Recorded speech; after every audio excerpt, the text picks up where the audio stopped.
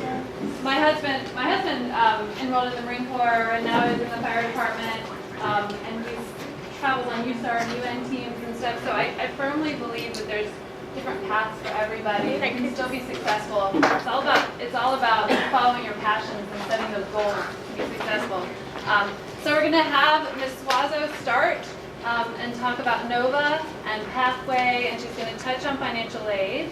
And then we will hear from Kevin Holmes with Year Up, and then Crystal Thrower with apprenticeships, and then hear from some of our military recruiters. Okay, so I'll turn it over to you. Thank you. Good afternoon. Hello. I saved my cup of coffee for after I got off work before coming here, so I have way more energy than I usually have at this event, so I'm really excited. So my name's Amy Suazo, and I'm the Pathway to Baccalaureate counselor assigned here at Hayfield. So I'm here working with students hands-on. I represent Northern Virginia Community College, so I just kind of want to do an intro on the community college, do a plug for the Pathway program that I work for, and also introduce a little bit of a financial aid information, because that is a whole new, overwhelming process in itself. So Northern Virginia Community College, NOVA for short, we have 6 campuses all across Northern Virginia. So usually students from Hayfield will either decide to go to the Annandale campus or sometimes even the Woodbridge campus, depending on where they live. In my experience with working with them. We are a 2-year college. So what we offer are associate's degrees and certificate programs. So those usually take about 2 to 3 years to complete. Most students are on that 2-year timeline goal. We offer programs that transfer to 4-year universities, and we also offer programs that do not transfer, that help students prepare for the work field. So we're definitely a good option for either track that students might be interested in. So I always encourage students and family when they're considering 4-year university options to also look at the community college as an option. A lot of times students don't consider the community college process until they start looking at those financial aid packages and really start to understand the cost of attending university and what that entails. So we do offer transfer and non-transfer, so it's a great option for a lot of students. For my program, Pathway to Baccalaureate, we do work with students who are interested in attending NOVA and transferring to a 4-year university. It is a specialized program for students, so we do have a certain amount of students that we accept in our program because it is a very hands-on resource. So we often look for students who, well, first seniors, right? So in their senior year, have interest in attending NOVA, but students that are just concerned about some barriers that they may have to even getting to that first semester of attending college. So it's very broken down into doing monthly workshops with students, so breaking down the NOVA application process, sitting down and doing FAFSA, scholarships or other resources for students who maybe don't qualify for the FAFSA application, and everything from the NOVA application to even enrolling for that first semester of classes. The goal is to do all of that before they even graduate from high school. So starting at the end of October, I'm here every single Friday. That's my day here at Hayfield. The other days I'm at other schools, and I work with the students one-on-one. So appointments to cover issues, barriers, the process with them, but then also monthly workshops with the students. So it is a commitment on their end to be a part of the program, to be responsive, to meet with me and follow their end of their requirements, and coming to workshops that ultimately benefit them in their transition to college. We are not the only program and support services for NOVA, so we really do look for students who have additional barriers. It could be low income, it could be first generation college student, it could be ESOL students. So we have a lot of different categories and areas where we may recommend the Pathway program. And the counselors, when they're meeting with the seniors in their classes, this is an option that they are presenting for students who may need the resources. But we also have other programs that students are automatically in when they do apply and go to NOVA that provides them with an advisor and support services for that transition. It just may not be as hands-on. So some students just don't need all that additional support that we provide. So that's just a quick little blurb about the community college and Pathway to Baccalaureate. And I guess one other thing to provide about NOVA before jumping into financial aid is that we do have several agreements with 4-year universities for transfer if students do want to still keep that as an option. It's called the Guaranteed Admission Agreement. If you've ever heard a Nova commercial, that's what they're talking about. That's our bread and butter, where we have agreements with several universities, most in Virginia, but some out of Virginia, where if they come to Nova, complete an associate's degree, and meet certain requirements, they are guaranteed admission to that four-year university. So I myself, while I'm here at Hayfield, I support all students and their questions and what they have regarding Nova. Don't turn students away, and I work really well with Ms. Ferguson in the Career Center and tag teaming and helping the students who need the support, but also working hands-on with the students in the Pathway to Baccalaureate program. Our application is due November 9th, and the counselors have those and can provide more information to students about that process. Regarding FAFSA, so the money piece, you guys have a lot of great resources here through Hayfield, and this is why I'm holding this paper, on the important career college dates for seniors. It's the third page on here. You will see specific dates. They're usually in the evening, where there will be staff here. Usually we come out and support as well, Nova, to support students and families in that FAFSA process, because it is a brand new piece now that students are entering college. The most important thing to keep in mind with the FAFSA is when it opens, and that is October 1st. So what I wanted to pull up, can you click on the FAFSA? This is our FAFSA website, well, just FAFSA website in general, fafsa.ed.gov. You can also just type in fafsa.gov and it'll come up as well.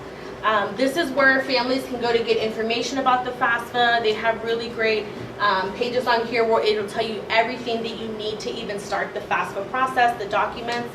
And when they advertise the evening events, they will have handouts with information as far as what you and your student should bring to do the FAFSA.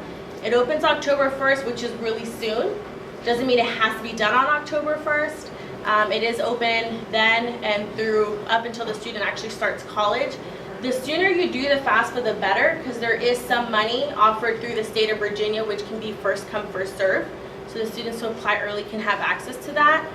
Versus the other funds, it's federal funds, so that money is always available. But the earlier you do it, the more time you have for everything to process, because it can take several weeks for it to process and actually be awarded and everything. But this is our website. The first thing that you would do is you can click just start here. One of the first basic steps is that every student and one parent has to create a FSA ID. So it's like a username and password for this website. You and your student will always have the same FSA ID all the years that they're in school. If you have other students that have already completed a FAFSA, you would still have the same FSA ID as them. It's tied to your social security number, your address, and a lot of important information to verify that you are who you are. Once you have that, you can actually begin the FAFSA process. In the FAFSA, you're providing a lot of financial information, so it's based off of your tax information, any other benefits that you may be receiving, social security funds, workers' comp, or anything like that. They want a picture of what your finances look like to determine what types of funds they can give you to help you and your student pay for college. They may provide loan money for students, just depending on the income, which is a decision that students can decide if they want to take out with their families. Or there is also grant money, which is free money that students can also receive to attend college. Every financial package that you'll get is going to look different based off of the school's cost of attendance. So when you're looking at school options, looking at how much the tuition rate is. And so depending on the schools that you apply to, what their costs are, and what your finances look like, the financial aid award may be different for every student. Sometimes even a little bit different for siblings in the same household, because they want to capture all the information for the students. So I would just encourage you to come to one of the evening workshops for the FAFSA. The first time around, it can be really intimidating because it's a lot of new information. But after that, the student has to apply every single year that they're in school. So it becomes something that they can master, and every school, including Nova, has the financial aid office where they can also offer that hands-on support at that specific college or university, or on here at Hayfield in the evening sessions. So that's all I have for you guys today. I wanted to add, thank you.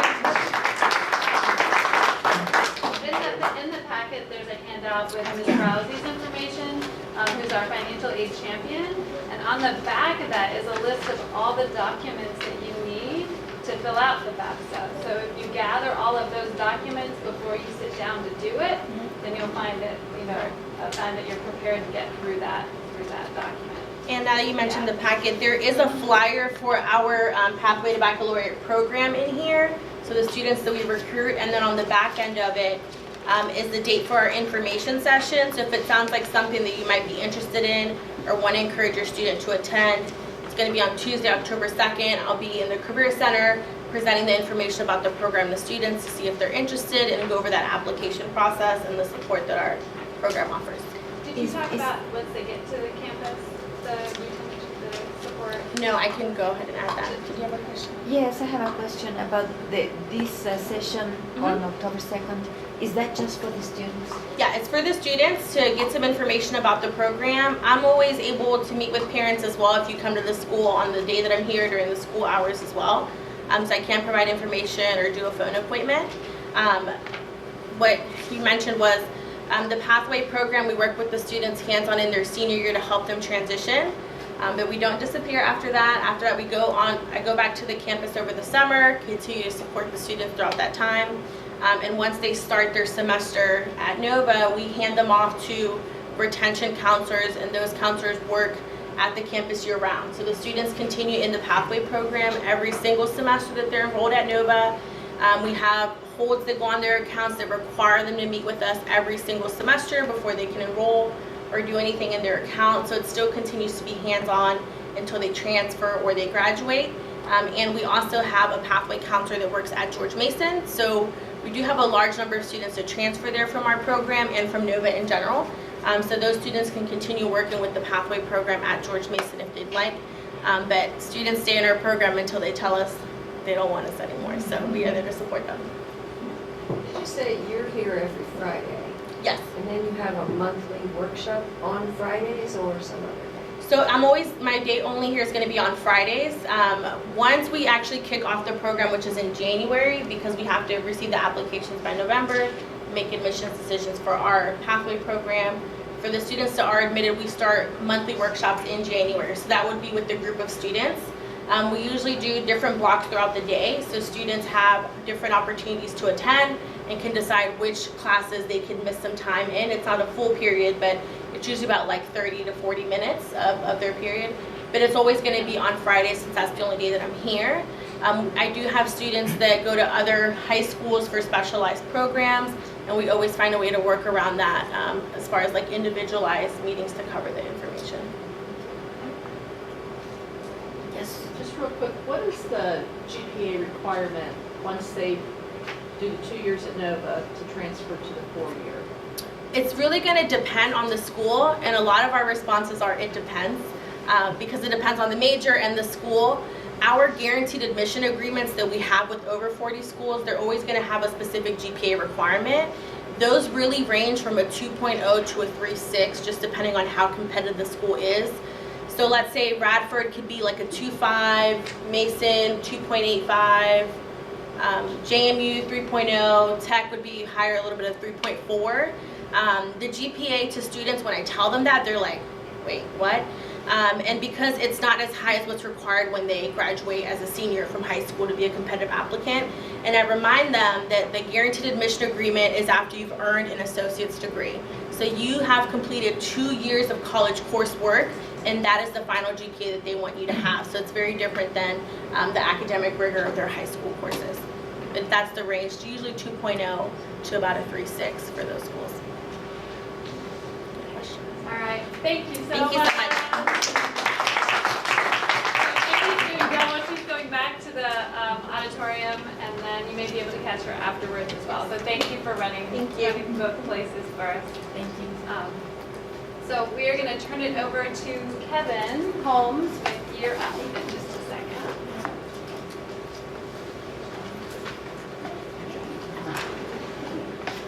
Good evening.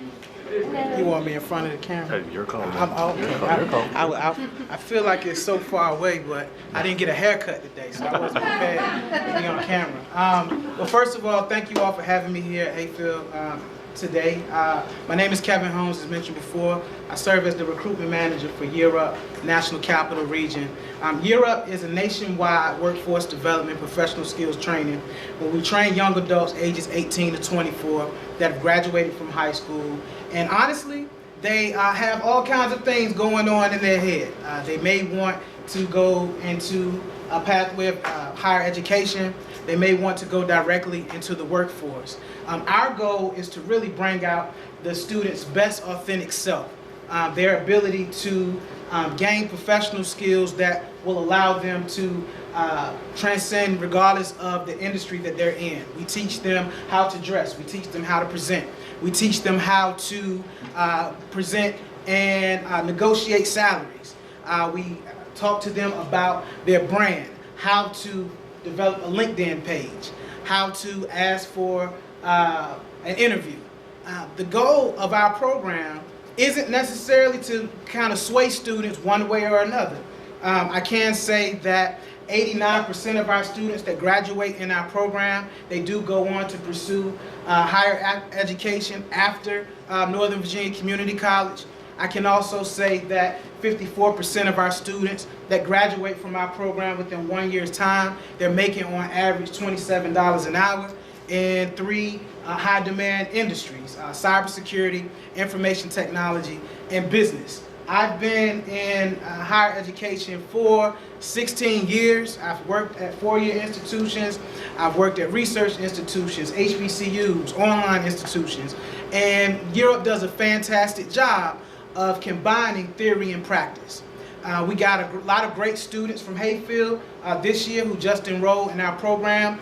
It is a year-long program. The first 6 months is professional training. The great thing about the program is that the second 6 months, students are in a paid internship environment where they earn on average $980 a month. They're interning at Hilton, they're interning at Accenture, they're interning at Capital One, they're interning at Navy Federal Credit Union. Some of those internships consist of cybersecurity students working in a NOC lab. Who knows what a NOC lab is? NOC. A few.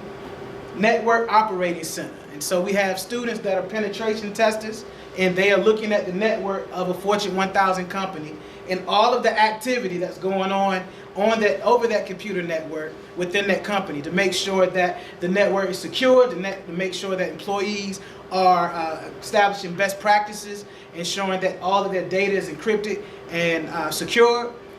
We have students that are doing desktop support. For example, at Capital One, we have over 40 students that are interning currently right now, where they are working at the Power Bar at the campus in McLean.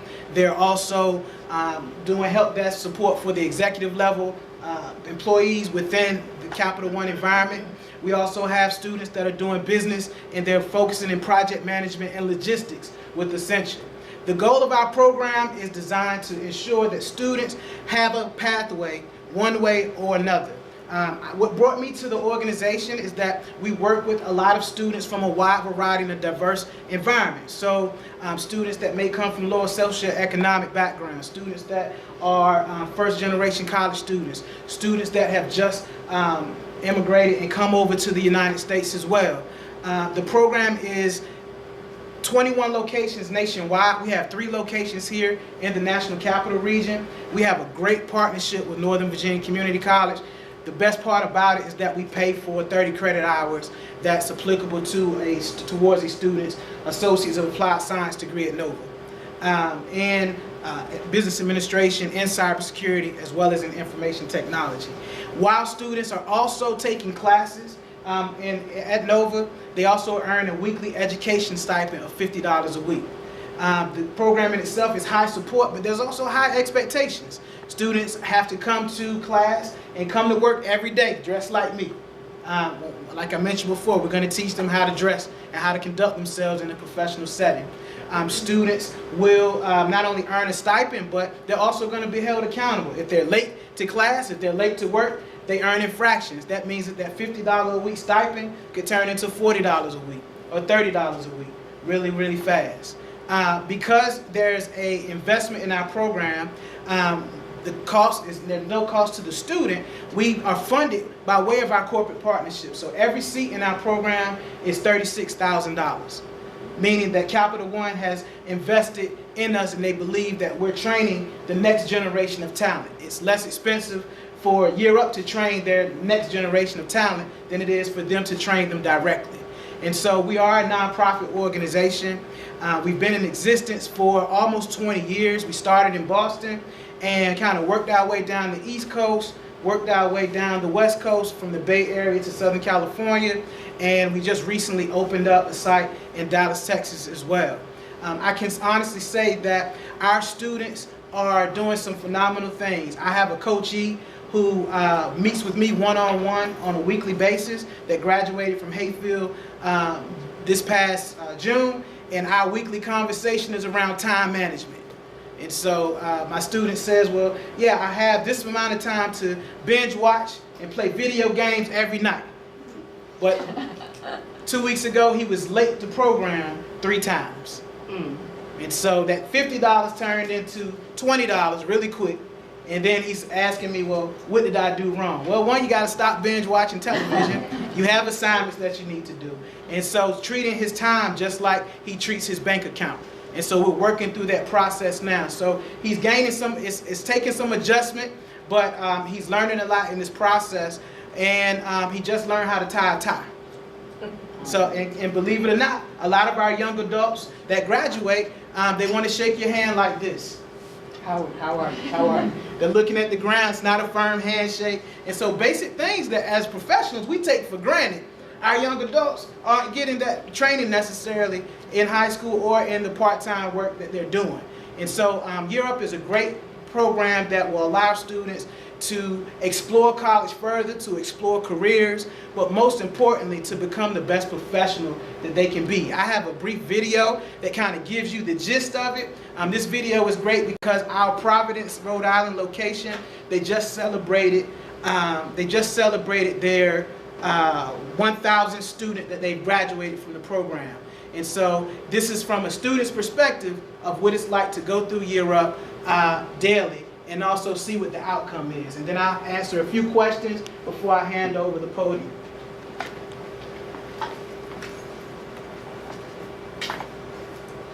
Can you talk about the application process? I will talk about the application process. We have two cohorts, one in the fall, one in the spring. It's a rolling admissions basis. Students have to have graduated from their high school. They don't necessarily have to be 18. We have 17-year-olds. We also have some veterans that have transitioned out of the military, and they may be older than 24. They may be 25 or 26 that we also make accommodations for as well. It's an extensive application process. There's a panel interview. We have transcripts. We're going to ask for all of their vital statistics. But the main thing is that we have as much information possible to see if we can offer the support necessary. So for your students that are graduating in June, you would likely apply to us next August. Does that make sense? Okay. Next year. They graduate in June, so June 19. They will come to us in August of 19. However, if you have students that may be graduating early or graduating this winter, we also have a cohort that's beginning in February, and that's February of 19.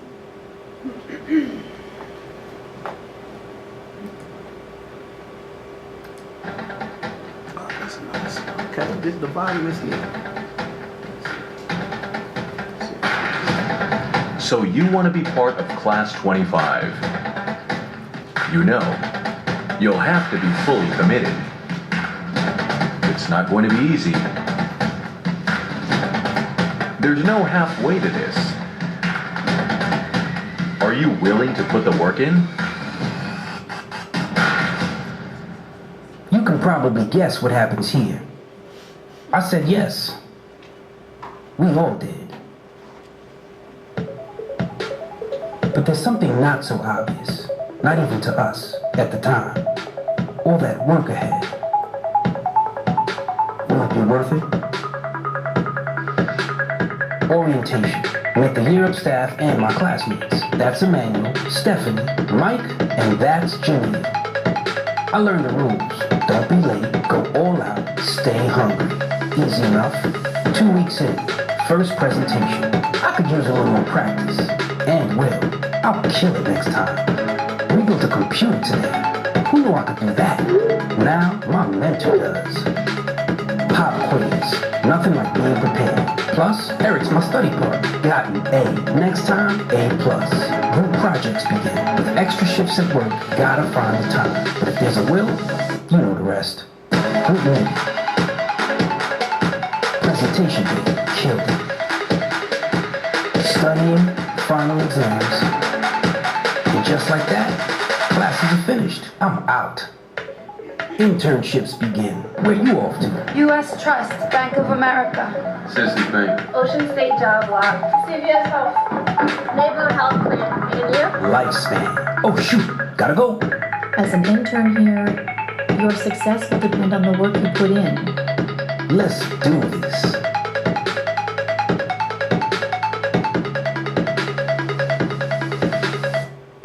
Responsibilities increasing. The work doesn't stop. The life of a young professional. One-on-one with my supervisor. He's dependent on me, so I'm putting in work. Extra hours to stay ahead. Joe from Year Up suggested tweets on my resume. Wait, what? Apply to 50 places? Alright, I'm on it.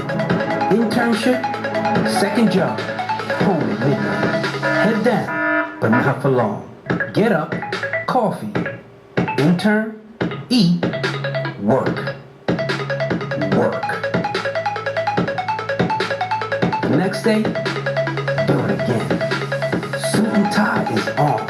So is my game face. Mock interviews a year up. Practice makes perfect. Showtime. Internship done. Graduation. You've heard the saying worth the wait. But rather than waiting, I went to work. 735 hours of classes. 1,040 hours of interning with one of Europe's corporate partners. That's 1,775 hours of putting in the work. So, was it all worth it? I'll let you be the judge of that. As for me, I have to get to work. First day at my new job. Can't be late.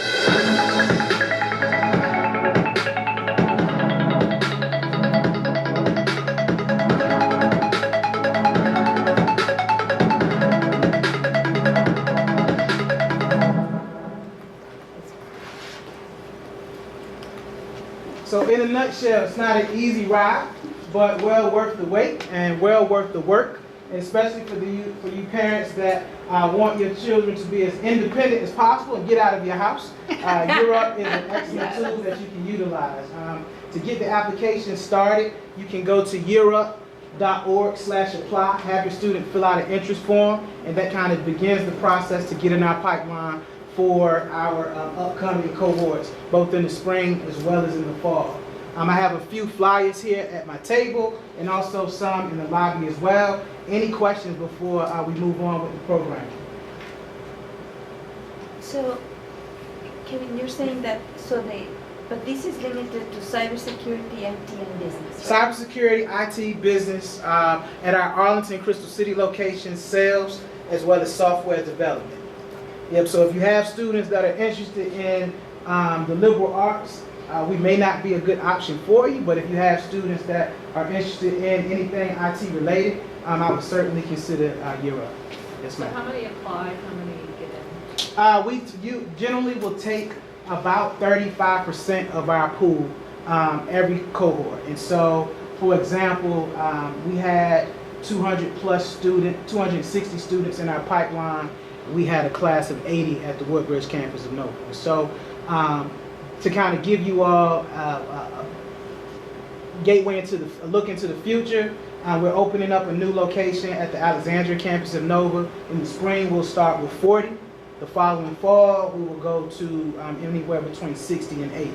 But there's 80 in Woodbridge, there'll be 80 in Alexandria, and then also 80 in at our Crystal City location. So on average, we take in about 200 and some odd students throughout the market every 6 months. Any other questions? Great, well thank you so much for having me. I look forward to working with you all in the future. Thank you. Good evening again. Some of you I spoke with at our table. My name is Crystal. I'm going to start with a portion of a video because I realized it takes up my entire time to talk to you. And I think, oh yeah, okay, make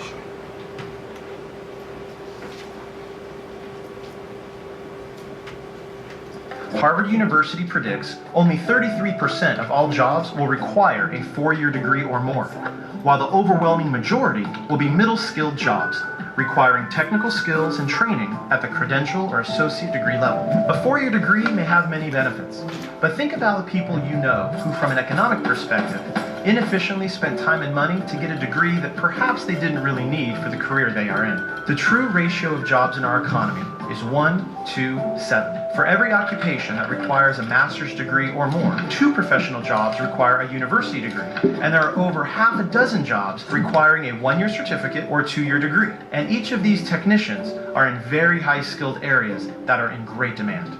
This ratio is fundamental to all industries. It was the same in 1950, the same in 1990, and will be the same in 2030. The hope for encouraging university education is that as the number of university-trained workers increases, the demand for their services in the workplace will increase as well. Unfortunately, this is not so. The whole pie may get bigger as the labor force and the economy grows, but the ratio will not change. The reality is, there will not be more professional jobs available within the labor market, and some professional jobs have been replaced by technology, or are being outsourced. Well-intentioned attempts to send more and more students straight to the university will not change the types of jobs that dominate our economy, nor will a college-for-all mentality mask these labor market realities. The college-for-all rhetoric that has been so much a part of the current education reform movement is often interpreted as university-for-all. This message needs to be significantly broadened to a post-high school credential-for-all. Students at various educational levels have left school without employable skills, setting up our children for failure, costing them and taxpayers millions. All while the labor market is desperate for highly trained, skilled technicians. So how do you position yourself for high-wage, in-demand jobs? Let's say you were considering a career as either an electrician or a business manager. You would find that the average annual income for electricians is $51,000. Only about half of the $105,000 average wage for management occupations. So at first glance, it looks as if getting a bachelor's degree in business is a no-brainer. But adding skills and ability into the picture adds a whole new dynamic. What if you have the potential to become an excellent electrician, but lack the skills and ability to be an excellent manager? Then you should be looking at projected incomes towards the bottom of the pay scale for managers and towards the top for electricians. You would then discover that electricians near the top of the pay scale make around $86,000, far higher than the income of a manager near the bottom of the pay scale at $52,000. Now this is just one example, but the concept... I'm going to stop with that example. Okay, I got to get in front of the camera. I, like Kevin, am having a bad hair day also. So they didn't tell me I was going to be on camera. Oh my gosh. So, you know what? I mean, can you take it to the second slide, please? I know. Thank you. I appreciate you helping me out. Apprenticeships. Yeah, I just want that one. That's good. So that way I can talk through it, and because we don't have a clicker. You don't have a clicker, right? So apprenticeships is what I do. That's all. It's really what I've grown up around. So I'll tell you a bit about myself so you'll understand what it is. My parents were apprentices. We lived across the street from the community college. It was called a technical center in the 70s. Now it's called community college. It's okay. I'm good without it. It's fine. And they went to work every day and they went to class in the evenings. I did not know that's what they were doing. I just know one parent came in the house, the other one walked out of the house, and the other one was going across the street to their class. I didn't know what they were doing.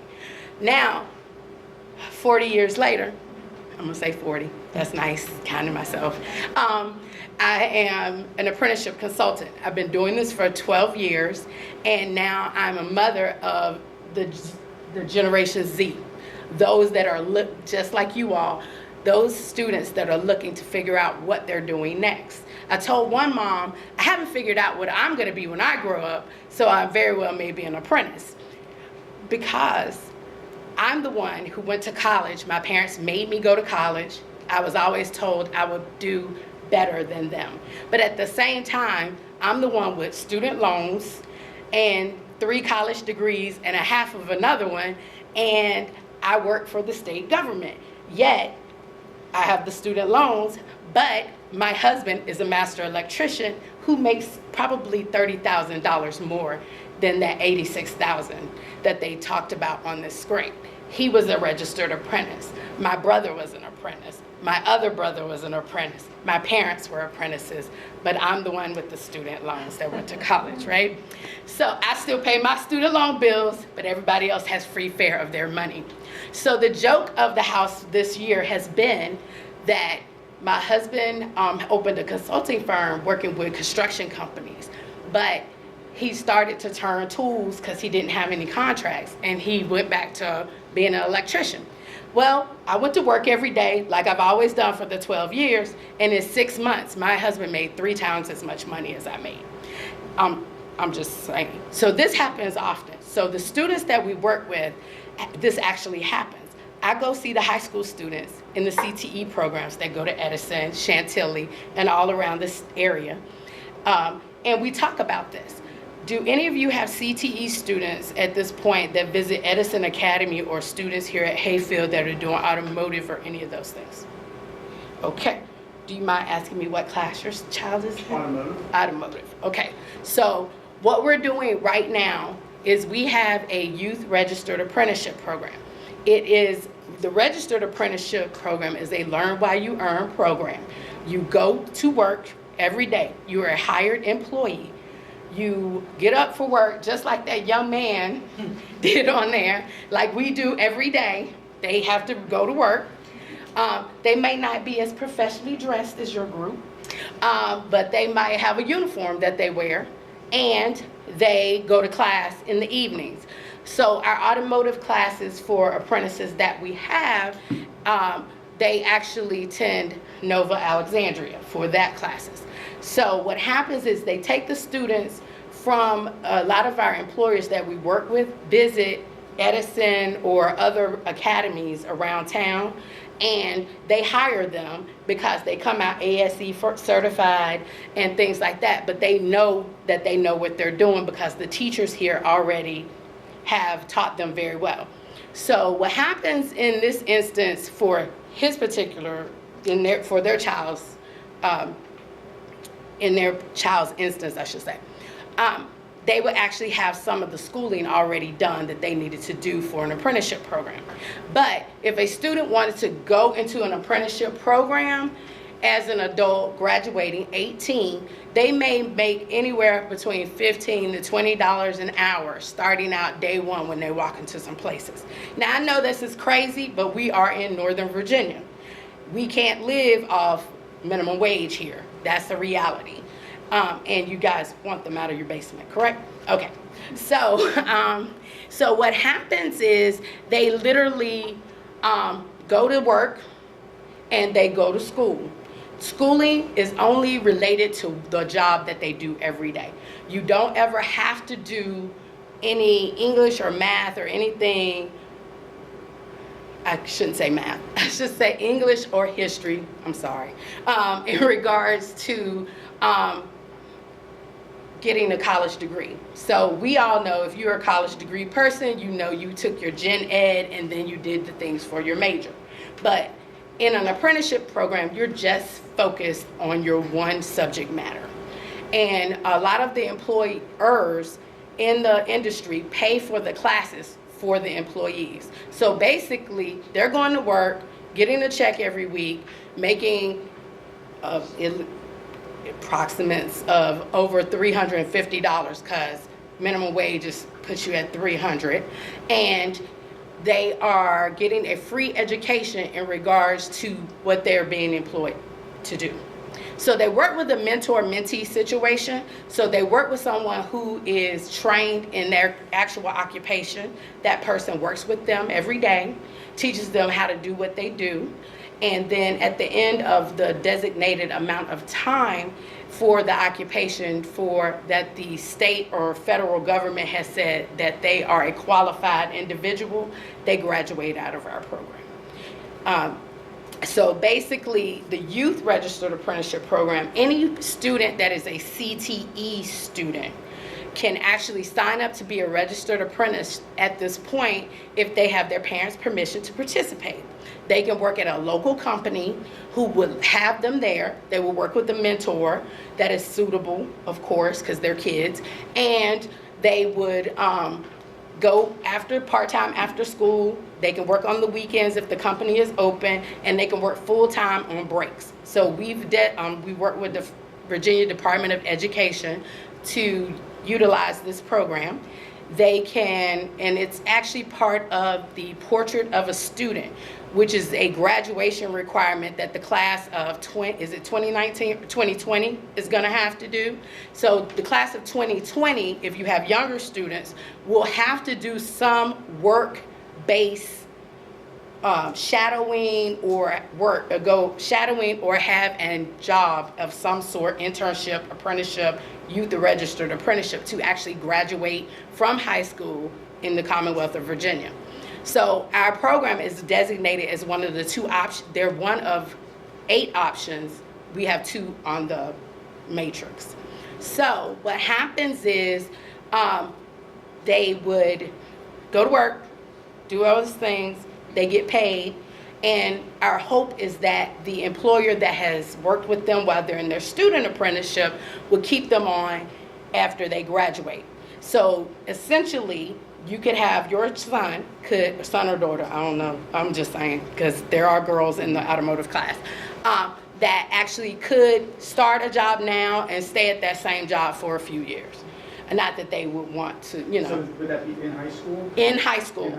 If they are a CTE student, they can utilize. So what happens is, what has happened in the past is we've had CTE students who have graduated out of the different schools, or the academies, I should say, and they've learned different things that are applicable to careers, but the adults in the world have said, oh, that's not quite good enough, and we've sent them back to the same class that they take, that they might have been in the class for 1 to 3 years at the academy, and we make them take it over again. As a parent, I was like, that's not fair, because when I looked at the curriculum for I'm sorry, I'm going over my time, I got excited. But when you look at the curriculum for level 1 for our students, it's the curriculum for level 1 through 3 for the high school student. So what we've done is made a way that the Commonwealth high school system is actually paid for their first year of class.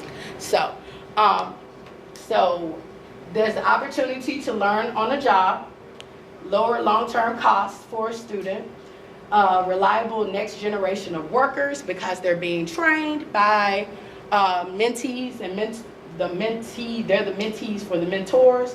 There's economic growth rate through building skill sets in the middle skills, finding work despite the lack of experience, and they're feeling good about being paid for learning an occupation. So I have handouts, and if you would like additional information, and I will let the service women and men come on up and do their due diligence. Thank you.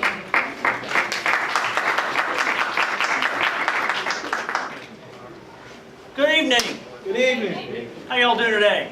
All right, my name is Sergeant Lewis. I got Petty Officer Johnson here and Petty Officer Pearson here from the Coast Guard and from the Navy, and we represent the uniformed services.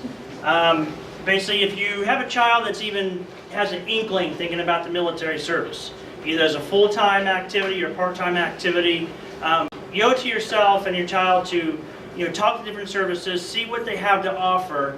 The services definitely, as far as especially for education benefits, like if you go active duty, like say go active duty Navy, and you do your 4-year hitch in the Navy, and you get out and you come back home, their undergrad is paid for, 100% for any public college in Virginia. And that's if you go active duty Army, Navy, Air Force, Marine Corps. All right, and Coast Guard too. That's what they asked. Everybody forgets that. Yeah, and Coast Guard too. If you do, you can do reserve components as well, which is a part-time service. Those benefits are going to vary. I represent the National Guard, which is a reserve component of the Army, and we give $12,000 a year towards your education. So that's going to cover tuition in most of your schools as well. So, and then on top of that, you're going to be local. You're going to be serving local using your reserve components. I'm a former Navy myself, so I know a lot about the Navy and had a lot of fun there. But really, do your research. Be honest with your recruiters of what you're looking for and what you want to do, and what your qualifications are as far as if they can ask you medical questions and stuff like that. And then, if you're honest with your recruiters and honest with yourself and what you're looking for and wanting to do, we can help you find the right career path for you. And a lot of times people will come talk to us in the National Guard and we'll be like, dude, you need to go active duty Army. Let me call you the recruiter down the street that handles his high school. Because it's better for them. In the end, we want what's better for you, because if it's better for you, the person that's going to serve, it's going to serve us better in the military as well. Because if you're happy in what you're doing, you're going to stay longer and supporting your community, supporting your country, supporting your state, in my case, the National Guard. It's going to be overall great for you. That's right. Pastor Pearson? Maybe? It's a hard act to follow, but thank you all for having us tonight. I know kind of glazing over myself too, so I'll make it short and sweet. I represent the Coast Guard. I'm a recruiter. Our office is in Washington, D.C. But where was I going with that? My name is Sandra Pearson. I've been in the Coast Guard for about 12 years now. Love it. It's the only branch that I've been in. The Coast Guard is a small little notch in the military that sometimes people forget about, but we are a part of the military, so all the benefits and all the things that come along with being active duty or joining a reserve component, we have those as well. Coast Guard is about 40,000 people, active duty and reserve, so we're a small branch, but we have a strong presence all around the coast. So if you like beaches and like getting stationed in cool areas, Coast Guard is where you're at. But Coast Guard, a little unique fact about the Coast Guard is we fall under Department of Homeland Security, not Department of Defense. So we have different statutory missions. So we do a lot of stuff with the Navy, because when we do law enforcement out on the open ocean, the Coast Guard has to go along because we're the only ones who are allowed to do law enforcement without it being considered an act of war. So Coast Guard members going out there, conducting the law enforcement boardings anywhere around the world, and that's why we hop on Navy ships. So a lot of intertwining of the military branches, but just to piggyback off what he mentioned, just do your research, find out what it is that you like to do. If you're thinking of joining a military branch, find one that speaks to you. What do you like to do? What are their missions? What are the different jobs that they have to offer? And kind of talk with your recruiter, and they can help navigate you the best. But thanks again for having us. My table is out front, so if you would like to grab a business card, and hopefully see you soon. Hand it over now. I'm Petty Officer Nicole Johnson. My office is located off Richmond Highway in Alexandria. I'm going to keep it short and sweet, but definitely come by and talk to me and talk about some of your options. The only thing I really want to touch on is tuition assistance. Tuition assistance pays for college in full, 18 free credits a year while you're active duty. So you can get an education while you're active duty. People think that when you're on deployment you cannot attend school. That is not true. We fly civilian teachers out to the ship, and they teach us.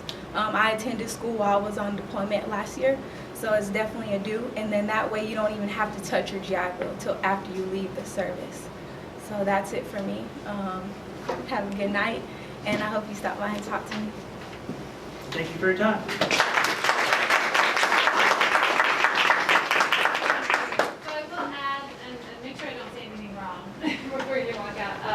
In the packet of the date, all of those dates, so we do offer the ASVAB, so the Armed Services Vocational Aptitude Battery Test. Thank you. 2 times here at Hayfield.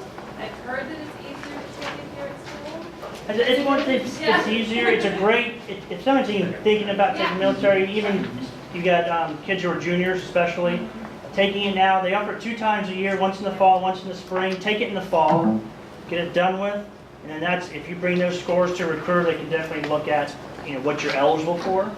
And that can be everything from just being mechanics to, to cyber warfare. And that's in all the branches offer that kind of stuff. So It's a great career inventory test. Absolutely. And then we have a person that comes out from the Department of Defense, that represents the Department of Defense, and does what we call a career exploration program. And they go through and analyze not only scores, they do an interest inventory, and they go over the different career fields, what career field pays what in what area of the country, salary type stuff, how much school you need to have that career. Combining interests into different career fields you didn't think of. It's really great insight, and we've been doing it for a long time, and the students that come out of that program, their eyes are opened. And juniors get the biggest benefit out of it, but their eyes are open on what they can really accomplish, and it's not directed towards the military.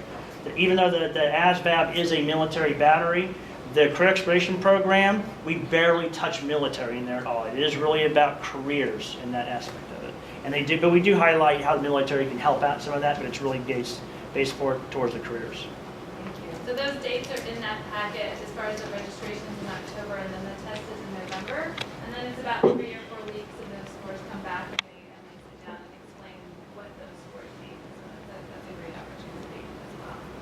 So that concludes our evening. I want to thank all of our speakers for coming, and all of you for